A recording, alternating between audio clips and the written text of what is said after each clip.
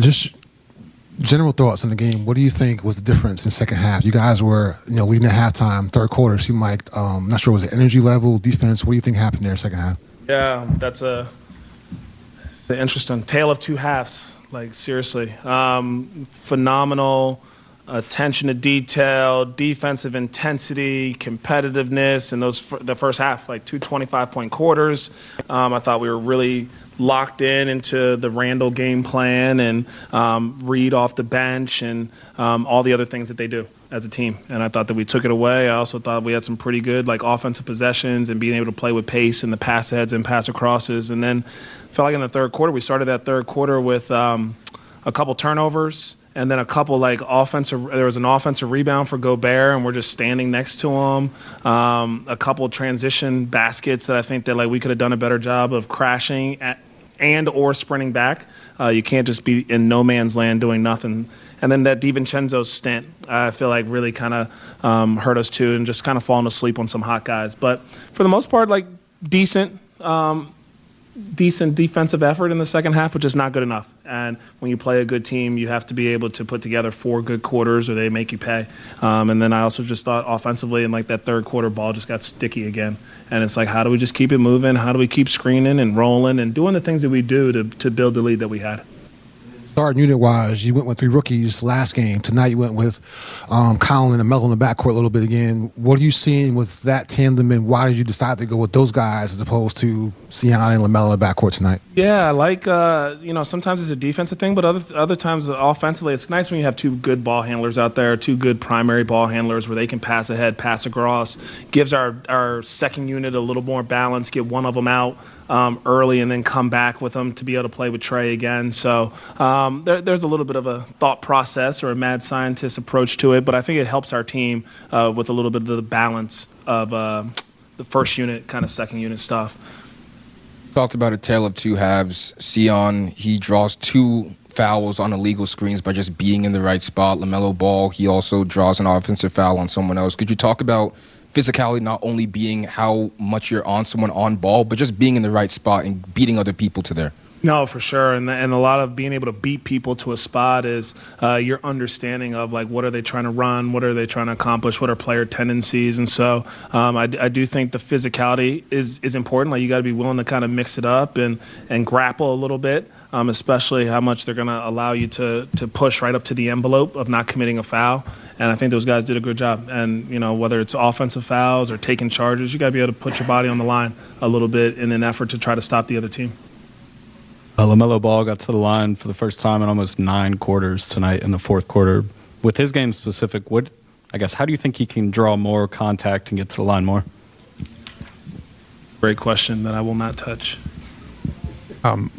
You've talked a lot about physicality, especially these last few games. I know there's obviously a physical component to it in terms of size and getting bigger. How do you go about teaching that as a skill set and playing through physicality, whether it's offensively or defensively?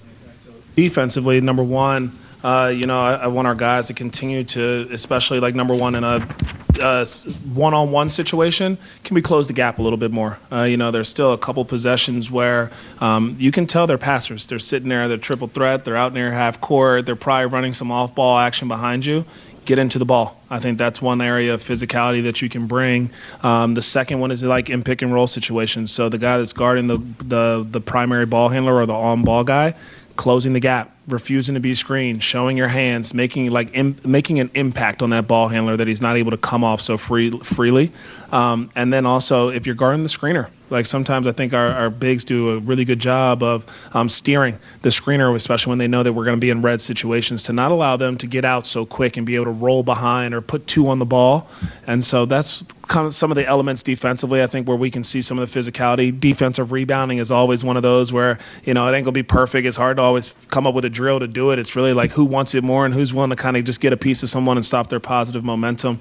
And then offensively, I think that part of the skill set is, number one, being willing to set up your guy at times if you want to run a half-court set. But the thing that I think that when we're at our best, we're playing with the pass ahead or pass across that allows defenses not to really crowd you and get up in you. As you saw some of the guys tonight, when we made our good rim reads, we're kicking it out, we're either shooting it or an immediate drive to get people off of our body and then making the appropriate shift in rim reads. Mentioned how early in the third quarter there were some turnovers there, and it feels like some of that was also, like you said, playing your best, pushing the ball.